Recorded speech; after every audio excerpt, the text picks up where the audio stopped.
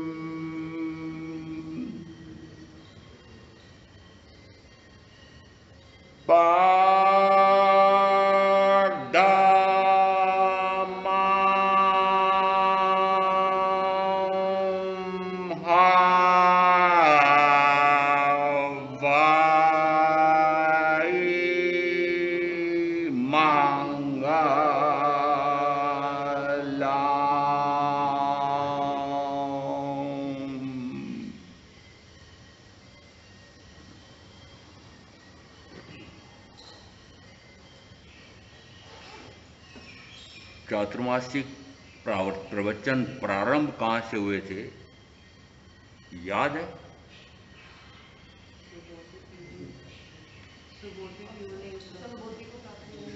समझते क्यों नहीं हो, संबोधि को प्राप्त क्यों नहीं होते हो,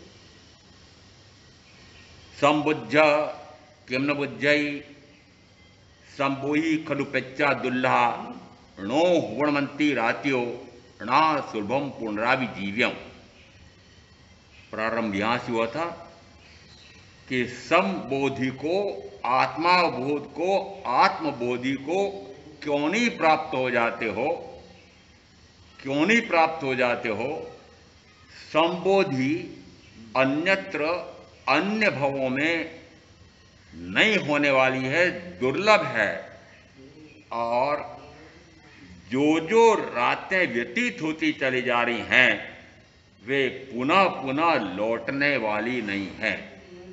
ये तो सूत्रकृतांग सूत्र के प्रथम स्कंद में चौथे अध्ययन में 98 पुत्रों के बोध के संबंध में आया है। परंतु इस सूत्र का आरंभ हुआ था बंध को, बंध के कारण को जान और उस कारण को तोड़। इसका अर्थ है कि बंध का मार्ग समझना है कि मोक्ष का मार्ग समझना है। कभी लगता है महाराज मोक्ष के मार्ग की बात कर रहे हैं, कभी लगता है बंध के मार्ग की बात कर रहे हैं।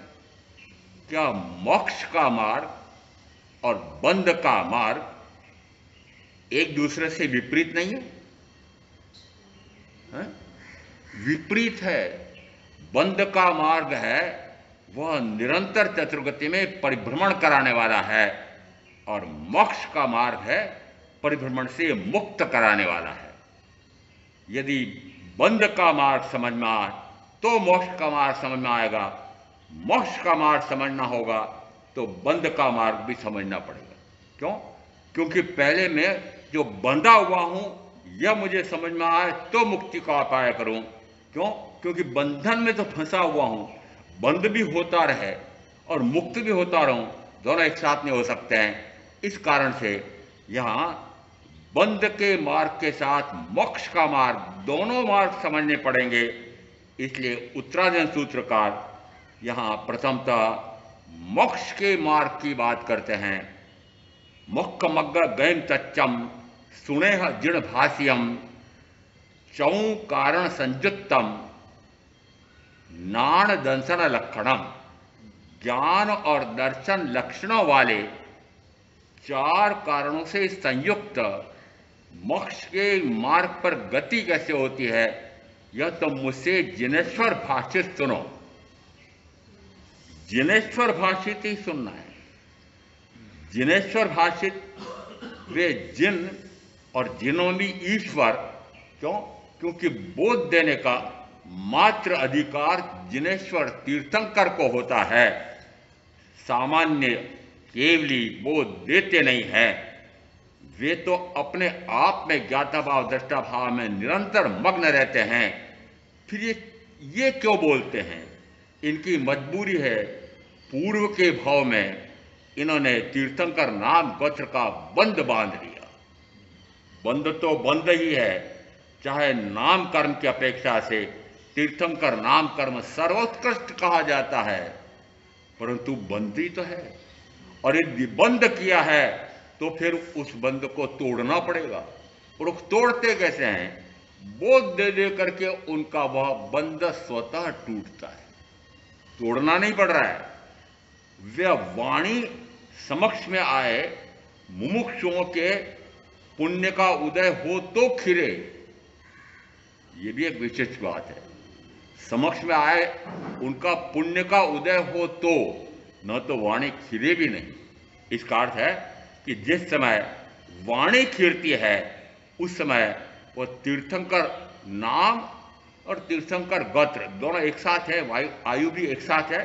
तो आयु, नाम और गोत्र ये तीनों एक साथ बनते हैं। इसलिए यहाँ तीर्थंकर नाम गोत्र कर्म भी कहा जा सकता है। जिस समय तीर्थंकर नाम गोत्र कर्म बांधा था उस समय अब इसका चुकारा जिस समय मनुष्य भाव में आकर के और केवल ज्ञान केवल दृष्टि प्रकट होता है, उस समय वे बोध देते हैं मुमुक्षुओं को, मात्र बोध देते हैं। इसका अर्थ है कि यह तो बंध का मार्ग है, यह मोक्ष का मार्ग है। ये दोनों मार्ग बता करके और मैं कह सकता हूं महावीर मौन हो गए। आगे कुछ नहीं किया। हम तो पता नहीं क्या क्या करते रहते हैं। नहीं, ये बंध का मार्ग छोड़ो, मोक्ष का मार्ग पकड़ो, ये त्याग करो, ये पचकाण करो। महावीर कहते कुछ नहीं, मात्र उन्होंने दोनों मार्ग बता दिए।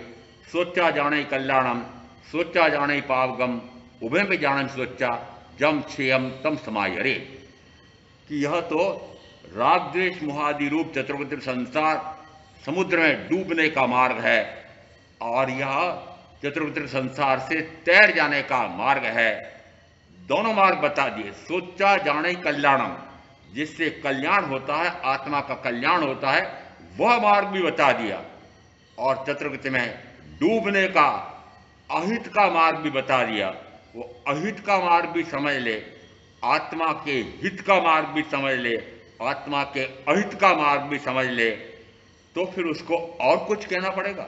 दूसरी पंक्ति में आया है कि वह यदि विवेकवान पुरुष है तो वह अहित के मार्ग को छोड़ करके आत्मा के हित का मार्ग पकड़ेगा। उसको फिर उंगली पकड़ करके महावीर ये संसार के मार्ग से हटाकर मोक्ष के मार्ग पर आरूढ़ करेंगे, ऐसा नहीं। वह तो स्वतः करे, समझ करके। यदि विवेकवान है तो वह मोक्ष के मार्ग पर आरूढ़ हो जाएगा, बंध के मार्ग को छोड़ देगा। तो बंध के मार्ग में क्या आ रहा है? ये जो आप संसार बसा के बैठे हुए हैं, जो सांसारिक दायित्वों का निर्वाह कर रहे हैं, और मेरे सामने सभी कहते हैं, सभी जितने आप सामने बैठे हैं, अन्य भी जब भी चर्चा होती है, महाराज ये संसारिक, ये पारिवारिक, ये बच्चों का, ये पत्नी का, ये दायित्व निभाना पड़ेगा। मैंने कब का मत निभाओ। मैंने कहा मैं तो मात्र ही बता रहा हूं कि जो तुम सांसारिक दायित्व निभा रहे हो, ये मात्र जन्म मरण का कारण है। मरो चतुर्गति में। क्यों? क्योंकि कार्य ऐसे कर रहे हो। यदि वर्तमान का यह भाव चतुर्गति के परिभ्रमण से मुक्ति का मिला है, क्यों नहीं मानते हो कि यह मनुष्य भव्य है? यह अन्यत्र दुर्लभ है, अन्य गति में दुर्लभ है, ऐसा सूत्रकार चौथे अध्ययन में कह रहे हैं।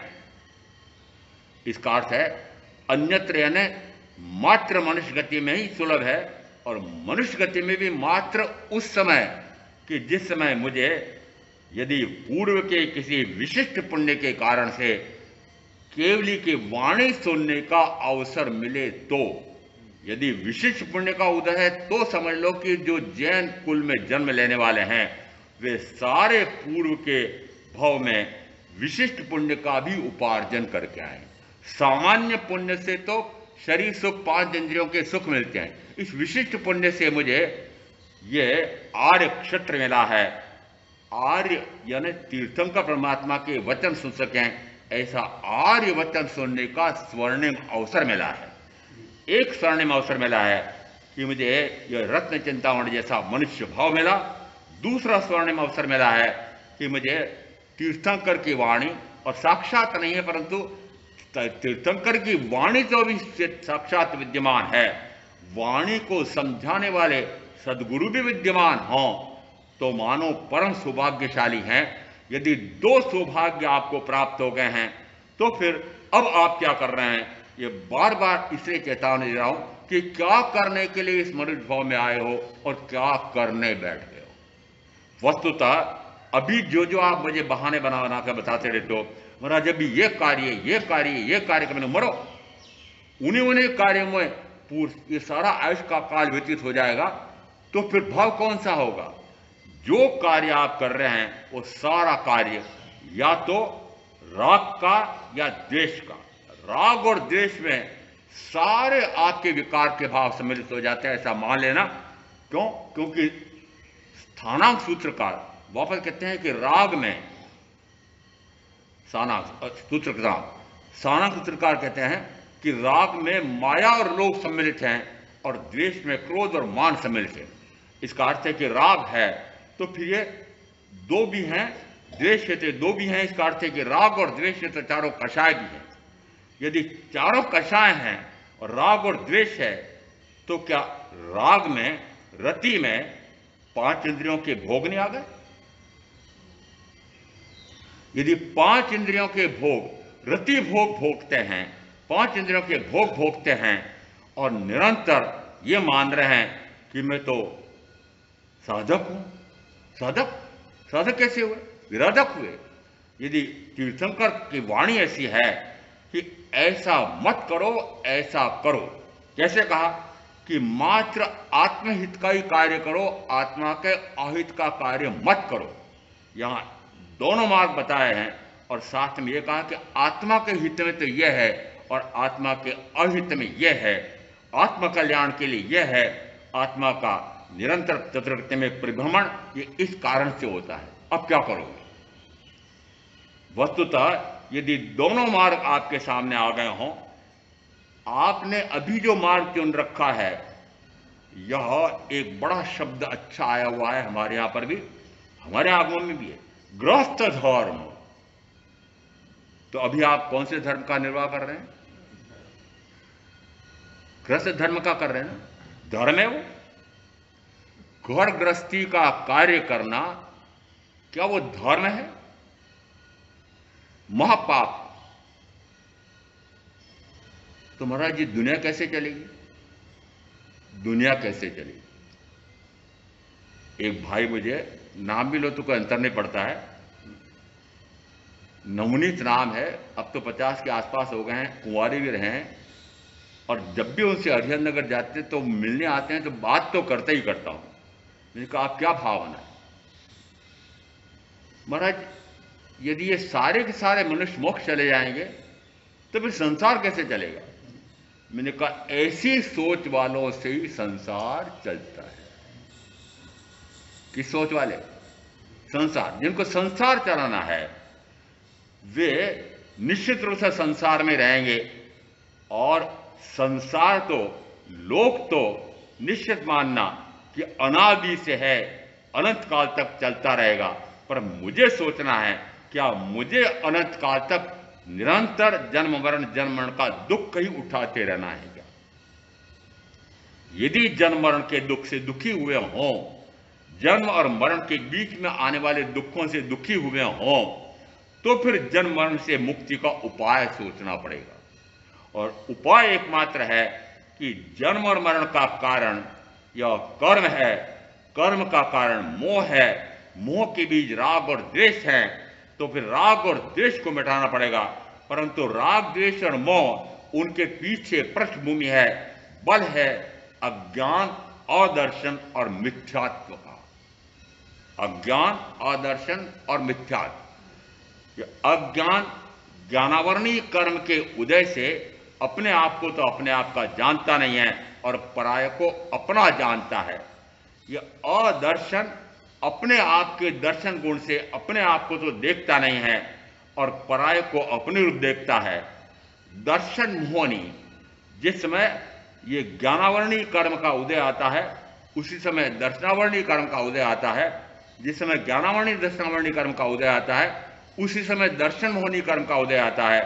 वह मिथ्या भ्रम में विभ्रम में, विमोह में विमोहित कर देता है और ऐसा करके वह मिथ्या मान्यता कर लेता है। मिथ्या मान्यता क्या? कि शरीर मैं हूं, शरीर के साथ जुड़े हुए सारे परिजन, धन, वैभव, भोग साधन सब मैं हूं, मेरे हैं, और इन भोगों में सुख मिलता है, इंद्रिय विषयों से सुख मिलता है, परिजन सुख देते हैं, बाह्य में सुख है। ये सारी भ्रांति है, ये सारा भ्रम है। ये इंद्रिय विषयों से सुख मिलता है, मात्र भ्रांति।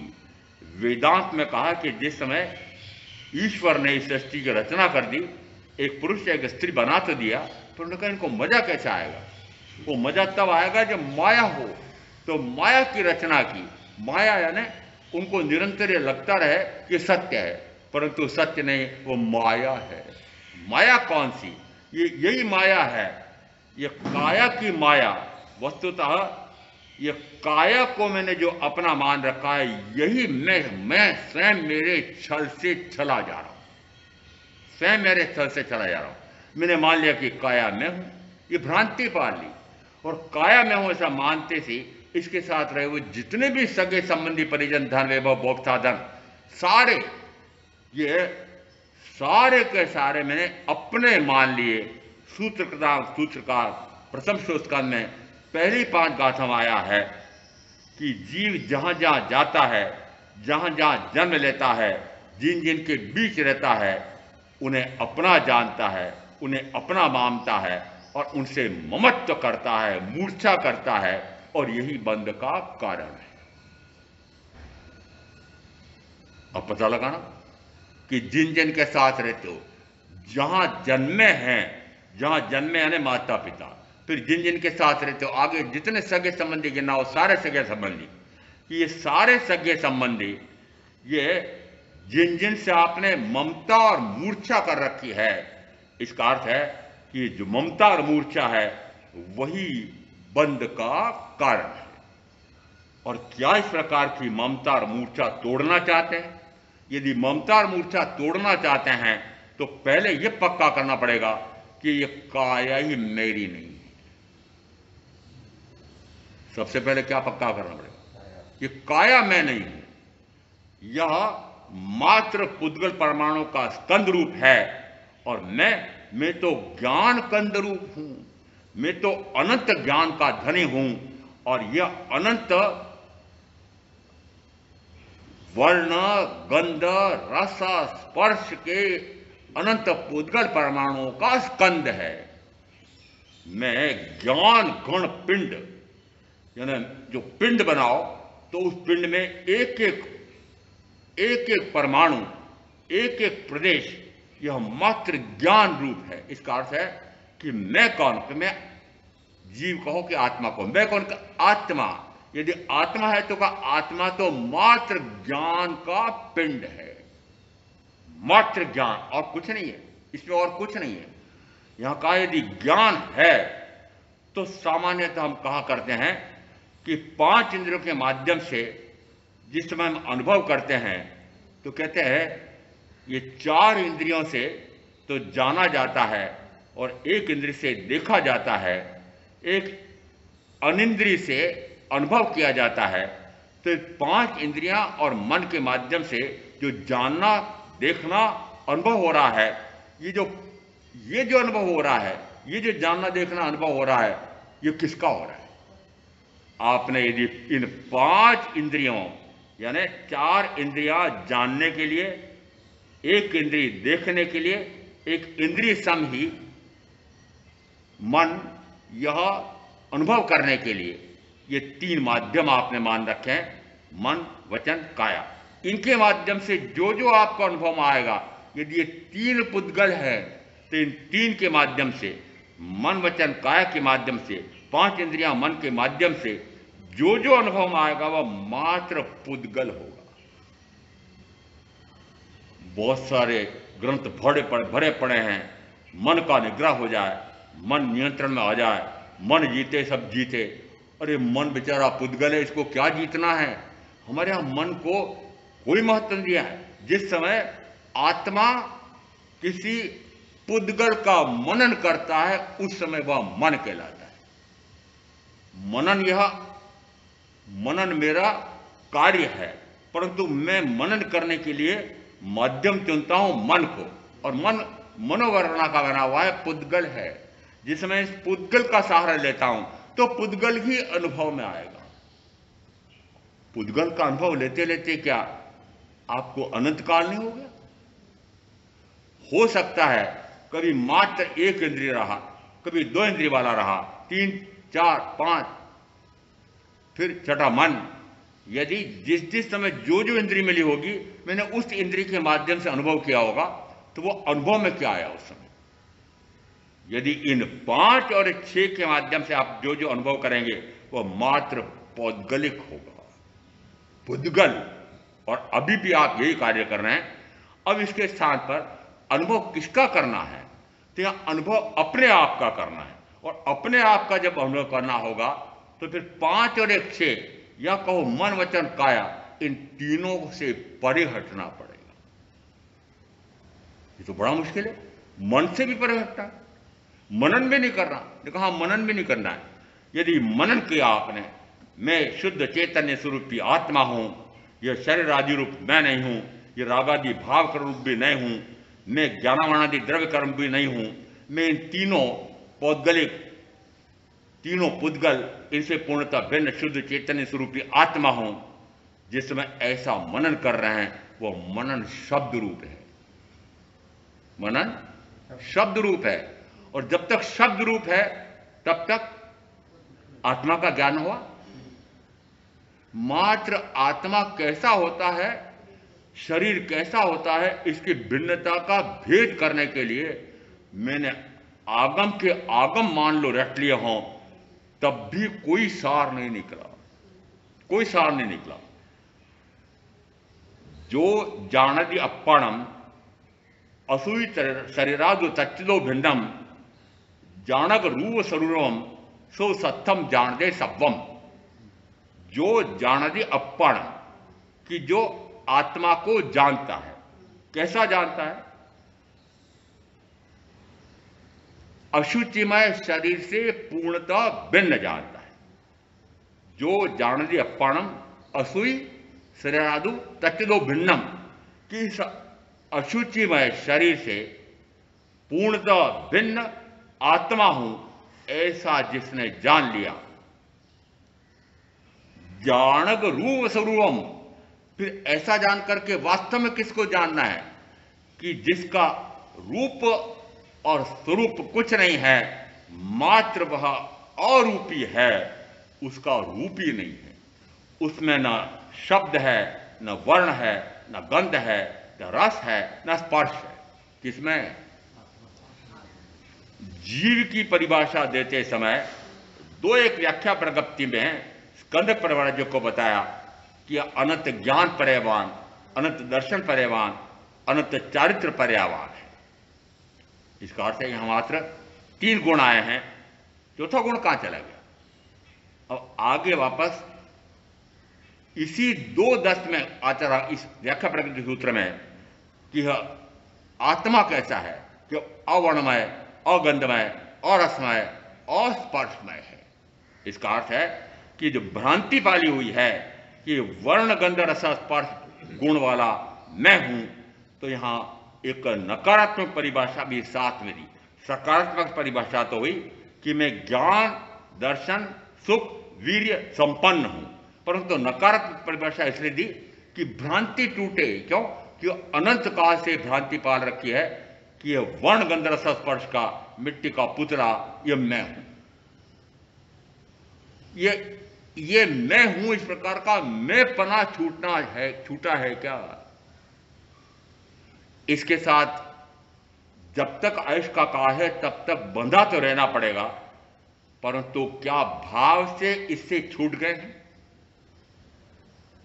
यदि कोई कहता है कि भाव से छूट गए हैं, तो मैं निश्चित कहता हूं कि फिर इस शरीर के साथ जुड़े हुए जो आपने पाल रखे, पालतू पाल रखे, उनको कहते हैं पालतू। कौन कौन? वो कुत्ता बिल्ली, हाँ, अरे पालतू कौन से? ये पालतू आपने जितने पाल रखे हैं, ये पति या पत्नी, ये फिर बेटे या बेटी, और आगे सगे संबंधी सारे कह लेना, जो आपने पाल रखे हैं, ये सारे पाल रखे हैं, ये आस्तीन के सांप हैं। आस्तीन के सांप। एक भाई प्रवचन पूरे होने के बाद महाराज 3 दिन की छुट्टी की आज्ञा। मैंने कहा मैं कोई छुट्टी की आज्ञा दूंगा संसार में जाने के लिए आपको? वो साले की बेटी की शादी है। मेरे को तो समझ में नहीं आता है, साले की बेटी की शादी है। तो मैंने जाते जाते उनको कहा कि सांपों से सावधान रहना। तो उस समय तो सुना तो था, पर अनसुना करके चले गए। वापस आए 3 दिन बाद, तो मैंने पूछा, उन्होंने पूछा मुझे, महाराज उस समय आप क्या कह रहे थे कि सांपों से सावधान रहना? मैंने कहा अब तो बात चली गई। नहीं, आपने वो सांप कौन से बताया थे? मैंने कहा जहां आप जा रहे थे वो सारे सांप। जिस समय सांप और नेवले में संघर्ष होता है, लड़ाई होती है, तो सांप जिस समय नेवले को काटे, नेवला वापस सांप को काटता है, ये दोनों एक दूसरे को काटते हैं। जिस समय नेवला काटता है तो वह सांप कांप जाता है एकदम से क्रोधित होकर के। जिस समय वो सांप काटता है तो नेवला मूर्छित हो जाता है। देखो, नेवले के काटने से तो मात्र वेदना होती है शरीर के माध्यम से, और सांप के काटने से मूर्छा आती है। द्वेषी, द्वेष से मात्र आपको क्रोध आ सकता है, हिंसा का भाव आ सकता है, परंतु रागी, मोही, मोही जिस समय आपको काटता है, मोह कराता है, आपको समझ में आ रहा है कि काट रहा है, बड़ा अच्छा लगता है। तो नेवले का काट तो समझ में आता है, पर सांप का काट समझ में नहीं आता है। ये सांप जितने आपने आस्तीन के सांप पाल रखे हैं घर गृहस्थी में, वो सारे नेवले, वो सारे सांप हैं। ये सारे सांप आपको काटते हैं और आप मोह निद्रा में सो जाते हैं। कहां सो जाते हैं? मोह निद्रा में। और मोह निद्रा लेते लेते अनंत काल हो गया।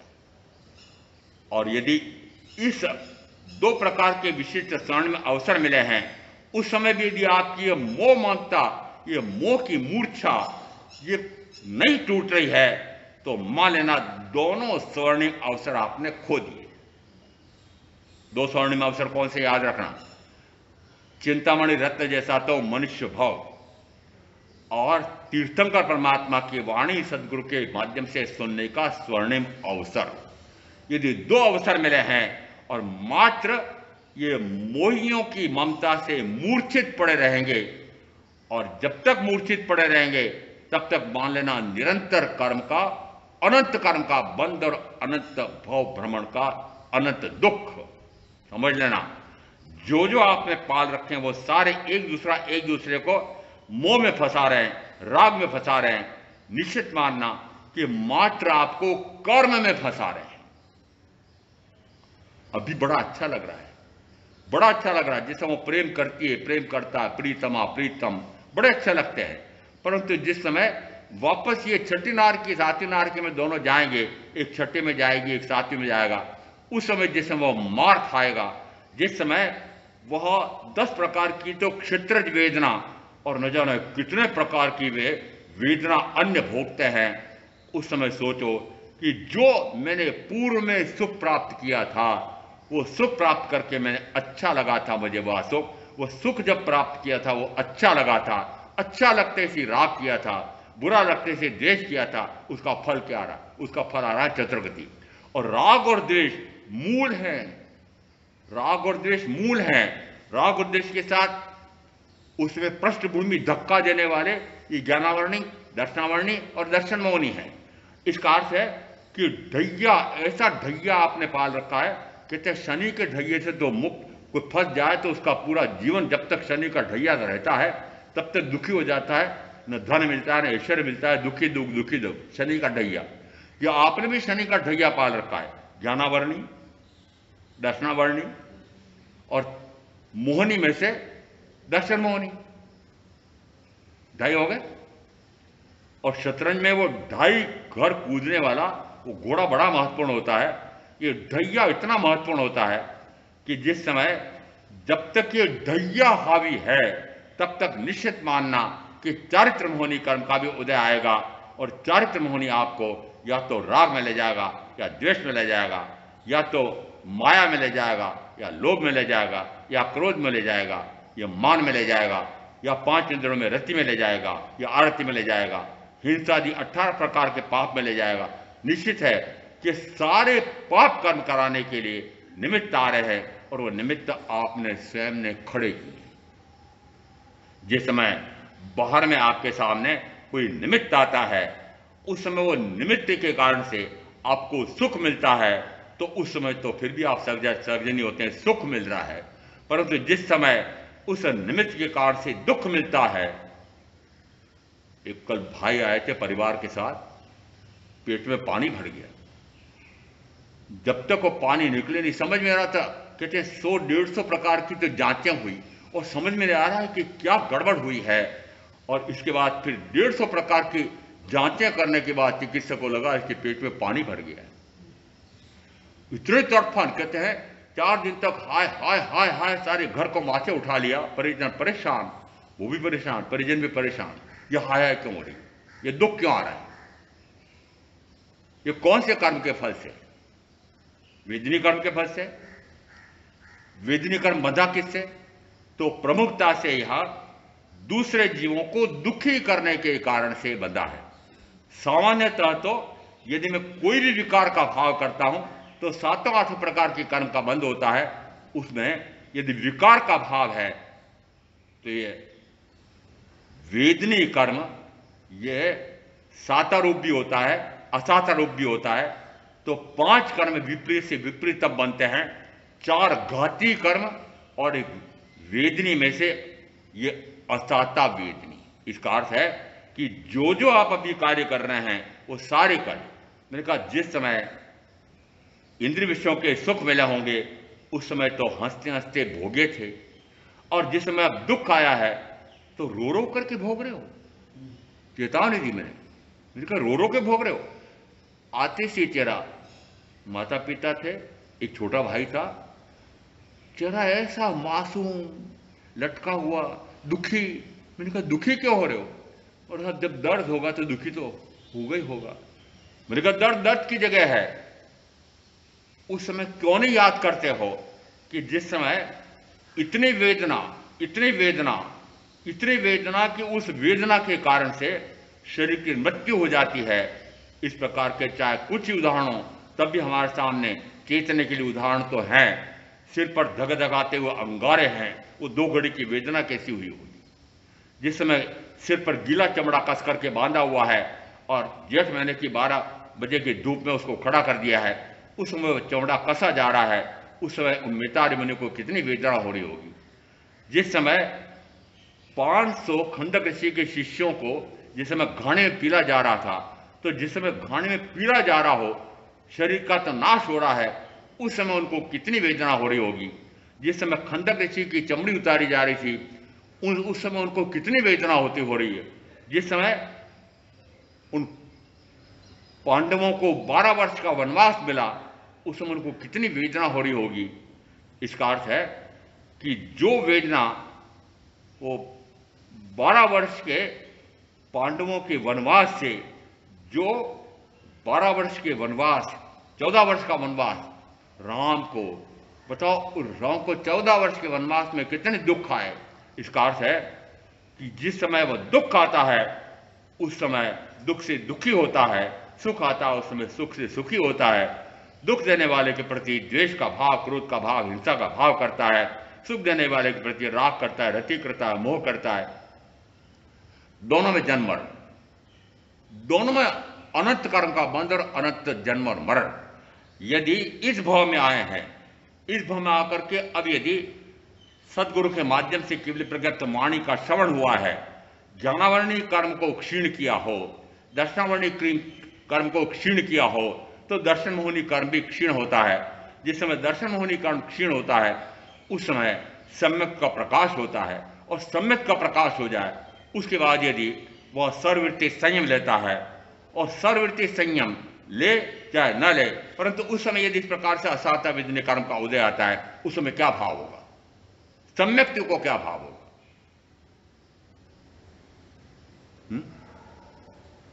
ये वेदना रूप मैं नहीं हूं, ये पुद्गल के माध्यम से होने वाली वेदना है, और पौद्गलिक वेदना है। पौद्गलिक वेदना का अनुभव करूं ये मेरा तो स्वभाव ही नहीं है। मैं तो मात्र अपना अनुभव कर सकता हूं, मात्र अपना। मैं अन्य का अनुभव कर ही नहीं सकता। अपने आप को जानना, अपने आप को देखना, अपने आप में रमना, अपने आप के सुख का अनुभव करना, मेरा तो स्वभाव, त्रैकालिक स्वभाव तो मात्र अपने आप के सुख का ही अनुभव करना है। फिर ये जो दुख आ रहा है, पेट में पानी भर गया है और दुख आ रहा है, कोरोना का रोग हो गया है और हाय हाय हो रही है, वह कोरोना रोगी ही नहीं, उसके परिजन भी हाय हाय कर रहे हैं। ऐसा लगता है अरे मर न जाए, पता नहीं क्या क्या कल्पना होती हैं, न जाने क्या क्या अंदेशे होते हैं। इसका अर्थ है कि जो आपको इस प्रकार की ऊहापोह होती है, इस प्रकार से जब घबराहट होती है, उसका कारण क्या है? घबराहट इसलिए हो रही है कि आपको कर्म और कर्म के फल में विश्वास नहीं है। कर्म और कर्म के फल में विश्वास नहीं है। जिस समय दुष्फल आया है, मानो कि मेरी कर्म का दुष्फल है। जिस समय सुफल आया है, उसमें मानो कि मेरी सुकर्म का फल है। सुकर्म का पुण्य का फल है, मुझे सुख मिलता है, दुष्कर्म का फल है, मुझे दुख मिलता है। अब दोनों मान लेना, दोनों सम्यक्ति के, ज्ञानी के जिस समय उदय में आते हैं, ज्ञानी सम्यक्ति एक ही बात माना कि ज्ञान का प्रकाश हुआ है तो दर्शन गुण का भी प्रकाश होता है, ज्ञान और दर्शन गुण का प्रकाश होता है तो मिथ्यात्व मिथ्या सम्यक का भी प्रकाश होता है। और उस समय इस प्रकार की यदि पूर्व कर्म के उदय से होने वाली ये वेदना, सातरूप वेदना कहो कि असाता कहो, ये जिस समय आते हैं उस समय क्या भाव होगा? ये भाव होगा कि यह वेदना शरीर के माध्यम से हो रही है, मैं इस वेदना का अनुभव करूं ऐसा मेरा गुण ही नहीं है। मैं किसका अनुभव कर सकता हूं? मैं मात्र अपना स्वयं का ही अनुभव कर सकता हूं, पौद्गलिक द्रव्य का अनुभव मैं कर ही नहीं सकता हूं। पुद्गल शब्द, वर्ण, गंध, रस, स्पर्श गुण वाला है और वर्तमान में ये जो शरीर मुझे मिला हुआ है, इस शरीर के जो अनंत पुद्गल परमाणु हैं, एक एक परमाणु की अपेक्षा से कहा जाएगा कि वर्ण, गंध, रस, स्पर्श वाला, एक एक परमाणु की अपेक्षा से कहा जाएगा मात्र शब्द, वर्ण, गंध, रस, स्पर्श। शब्द क्यों नहीं कहा? कि एक पुद्गल अकेला शब्द नहीं कर सकता है। जिस समय एक हाथ से ताली बजाओगे, ताली नहीं बजेगी। इसका अर्थ है कि एक से दूसरा पुद्गल जब जुड़ता है तो कहा जाता है वो स्कंद बनने जाता है। जिस समय स्कंद होता है उस समय उसमें वर्ण, यह शब्द गुण भी प्रकट होता है। इसका अर्थ है कि शब्द, वर्ण, गंध, रस, स्पर्श, यदि इनका अनुभव आ रहा है तो मात्र मानना है कि शरीर के माध्यम से इनका अनुभव आ रहा है, और शरीर के माध्यम से जो अनुभव आ रहा है, शरीर पौद्गलिक है तो जो अनुभव आएगा वो भी पौद्गलिक अनुभव है। इसका अर्थ है कि अभी तक आप पुद्गल का ही अनुभव कर रहे हैं और मैं पुद्गल नहीं हूं। मुझे अनुभव किसका करना है? कि मुझे अनुभव अपने आप का करना है। वो अपने आप का अनुभव यहां कल कहा था, ज्ञान, दर्शन, चारित्र और तप, चार कारणों से संयुक्त ज्ञान और दर्शन लक्षणों वाला मोक्ष के मार्ग पर गति कैसे होती है यह तुम मुझसे सुनो। दूसरी गाथा में आया है, नाणं च दंसणं चैव चरितम च तवोतः एस मगुत्य पर्णत्तो जिणै वर्धनसेम। चार कारणों से संयुक्त यह मोक्ष का मार्ग है। अब चार कारणों में ज्ञान कारण है। ज्ञान कारण कब बनता है और ज्ञान गुण कब बनता है, इसकी थोड़ी सी व्याख्या कल हुई थी। दर्शन कारण है और दर्शन गुण है, यह कब होगा? दर्शन है, यहां दर्शन में माना गया है सम्यक दर्शन। यहां जब भी ज्ञान और दर्शन आता है तो यहां सम्यक ज्ञान सम्यक दर्शन में आत्म ज्ञान और आत्म दर्शन कहने के बजाय सम्यक दर्शन कहा जाता है। इसका अर्थ है कि सम्यक्त्व या सम्यक्त्व के बिना चारित्र नहीं, सम्यक्त्व के बिना ज्ञान नहीं। उत्तरार्जुन सूत्र में 29वें गाथा में आया है कि यदि सम्यक्त्व नहीं है तो चारित्र भी सम्यक नहीं है। सम्यक्त्व भी हो और चारित्र भी हो तो दोनों युगपत हो सकते हैं, परंतु यदि युगपत भी होंगे तो पहले सम्यक्त्व होगी। इसका अर्थ है कि सम्यक्त्व हो तो चारित्र सम्यक माना जाता है। तो फिर ये चारित्र कौन सा? और चारित्र में संयम और तप सम्मिलित होता है। अब यहां पर परीक्षा करना है कि हाँ, ये जो दूसरा तत्व है दर्शन, वो दर्शन है मिथ्या दर्शन और सम्यक दर्शन। जो मिथ्या मान्यता थी वो मिथ्या मान्यता टूटी तो मान्यता सही हुई तो उसको सम्यक तो कहते हैं, परंतु यहां शब्द आ रहा है सम्यक दर्शन हुआ है। यदि सम्यक दर्शन हुआ है तो कहा जाता है कि जिस समय 9 तत्वों का श्रद्धान हो जाए। उत्तरार्जुन सूत्र के इस 28वें अध्ययन में 14-15 गाथा में आया है कि जीव से लगा करके मोक्ष तक के 9 तत्वों का जैसा स्वरूप तीर्थंकर परमात्मा ने फरमाया है, उनका उन्हीं भावों से, फिर भावों से उन पर श्रद्धान हो जाए तो सम्यक तो होती है। इस प्रकार की सम्यक होती है तो उसमें जीव और अजीव इन दोनों का स्वरूप जान लिया। क्या मुख्यतः उसमें आया है जीव का स्वरूप कैसा है और अजीव का स्वरूप कैसा है। यदि जीव और अजीव दो का स्वरूप जान लिया तो सर्व का स्वरूप समझ लिया। क्यों? क्योंकि जीव और अजीव दो समझ लिए तो फिर और क्या समझना। मात्र जीव का स्वरूप समझ ले तो अन्य का स्वरूप समझ में आएगा। जो जान दिया पाणम, यदि जो आत्मा को जान लेता है शेष सबको जान लेता है। क्यों? क्योंकि आत्मा को जानने के लिए अनात्मा कौन है, जीव को जानने के लिए अजीव कौन है, ये जानना ही जानना पड़ता है। इसलिए जिसने शरीरादि अशुचि रूप शरीर से भिन्न आत्मा को जान लिया है, निश्चित है कि वह सर्वशास्त्रों का ज्ञाता हो गया है। सर्वशास्त्रों का ज्ञाता तो हो जाए और आत्मा का ज्ञान हो न हो, कल ये कहा था सर्वशास्त्रों का ज्ञाता हो जाए, यहां तक कि 9 पूर्वों से अधिक और 10 पूर्वों का ज्ञाता हो जाए। चारित्र में कहां तक चारित्र पाल ले कि इंद्रभूति गौतम जैसी, और चारित्र कैसा पाल ले कि आचार्य बन जाए, पर वो अभव्य मिथ्यात्व हो सकता है। और इस अपेक्षा से कहा कि यहां सम्यक की महत्ता है। और यहां ये दूसरा शब्द आ रहा है दर्शन, इसका अर्थ है कि ज्ञान और दर्शन ये दोनों अभी बताया कि दोनों मात्र निमित्त कारण हैं। यदि निमित्त कारण हो तो उपादान कारण मिले तो कहा जाता है वो बाह्य में आचारांग आदि का ज्ञान, यदि आचारांग आदि का ज्ञान हुआ हो और उसके माध्यम से आत्मा का आत्मा को ज्ञान हुआ हो तो कहा जाता है वह शब्द रूप ज्ञान, अभाव रूप ज्ञान, आत्मा का ज्ञान हो गया है। उसी प्रकार से ये नव तत्व का श्रद्धान हो, नव तत्व का श्रद्धान यह श्रद्धा नहीं कहा जाएगा जब तक नव तत्व श्रद्धान का आत्मश्रद्धान हुआ। क्या वो आत्मश्रद्धान हो तो कहा जाता है वह श्रद्धान हुआ है। इस प्रकार से ये जिस समय ज्ञान और दर्शन ये निमित्त कारण भी हैं और ज्ञान और दर्शन लक्षण भी हैं, ऐसा तत्व का स्वरूप समझ करके मैं आप जो साधना करेंगे उनका अवश्य कल्याण होगा। ओम शांति। गुरुदेव क्या गया चत्तारि मंगलम अरिहंता मंगलम सिद्धा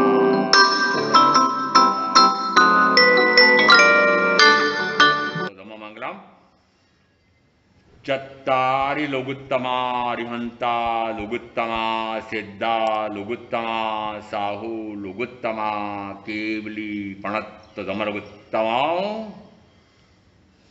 चत्तारि शरणपवज्जामि अरियन्ते शरणपवज्जामि सिद्धे शरणपवज्जामि साहु शरणपवज्जामि केवली पणत्तम धम्मम शरणम पवज्जामि।